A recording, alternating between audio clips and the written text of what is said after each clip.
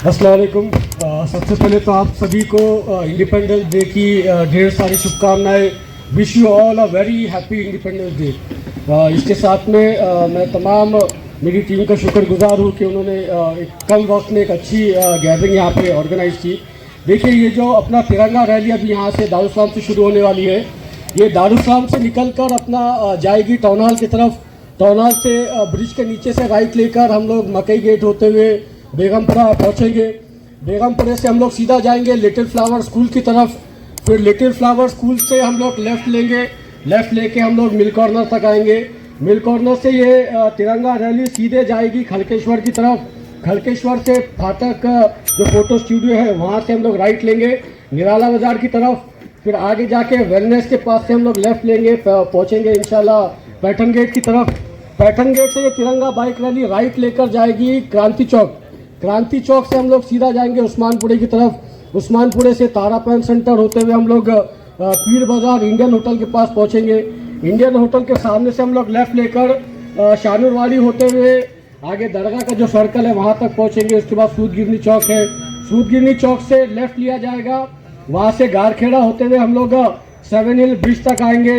7 हिल bridge से हम लोग MGM की तरफ जाएंगे, सेंट्रल नाका रोड लेंगे। वहाँ से हम लोग लेफ़्ट लेने के बाद में बैजीपुरे की तरफ जाएंगे। बैजीपुरे से जिंसी होते हुए हम लोग नवाबपुरे तक पहुँचेंगे। नवाबपुरे में जो पतंग की दुकान है, पतंग मालूम है सबको, जो पतंग की दुकान है वहाँ से हम लोग राइट लेंगे, जाएंगे हिंदी भवन की तरफ। हिंदी भवन से हम लोग राइट लेकर जो तो चंपा चौक की तरफ जाएंगे।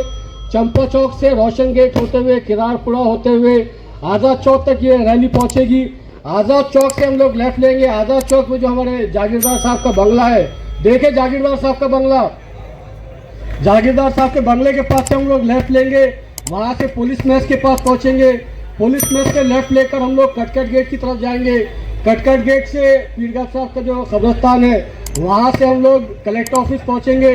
जो वहाँ पर चांदनी चौक है वहाँ से हम लोग लेफ़्ट लेकर शागन जाएंगे। शागन का चमन पे सर्कल मारते हुए हम लोग सराफा, सिटी चौक, जूना बाजार होते हुए भड़कल गेट पहुंचेंगे। भड़कल गेट से राइट लेकर हम लोग जो है तो ब्रिज के ऊपर से सिटी क्लब पहुंचेंगे। सिटी क्लब के बाद ये तिरंगा bike rally collector office circle तक आएगी।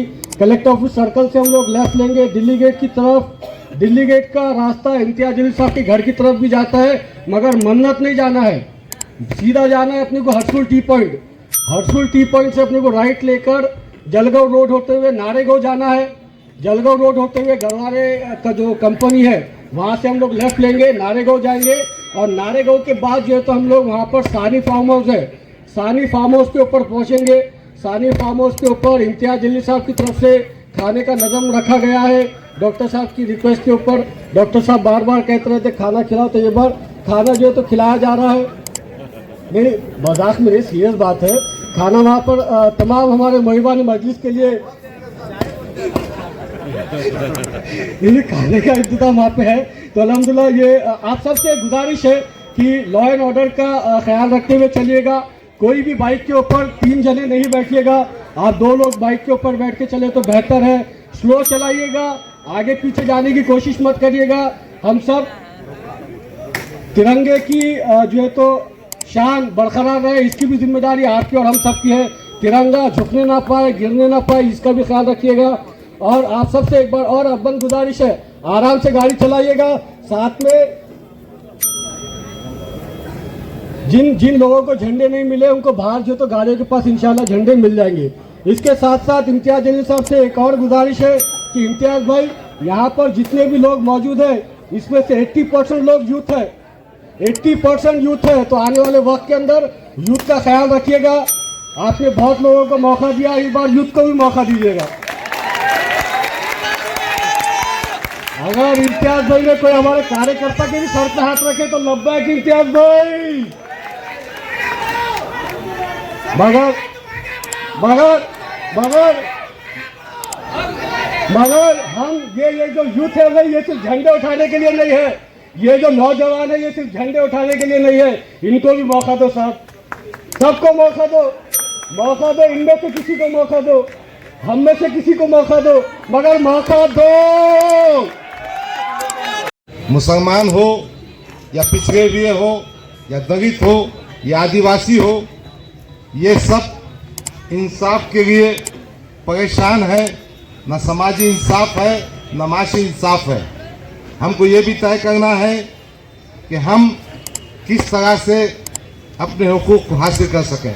बहरहाल ये सोचने का मामला है, इसलिए मजलिस इत्तेहाद मुस्लिमीन की जानिब से मैं गुजारिश करता हूँ कि इन बातों पर आपने गौर करना चाहिए और किस तरह से हमारी क़ियादत, हमारी पार्टी मजबूत हो, ताकि हम मुसलमानों को, दलितों को, आदिवासियों को, पसमानदाओं को इंसाफ दिला सकेंगे। यही गुजारिश करते हुए मैं रुखसत होता हूँ। खुदा हाफिज़, अस्सलाम वालेकुम, जय भीम, जय मीम। इस बात का मुझे बखूबी अंदाज़ा है कि धूप की तमाज़त में इजाफा है। सूरज अपनी आबोताब से आपके सर पर मौजूद है, इसलिए मैं अपनी बात को मुख्तसर करूँगा। एक बात है,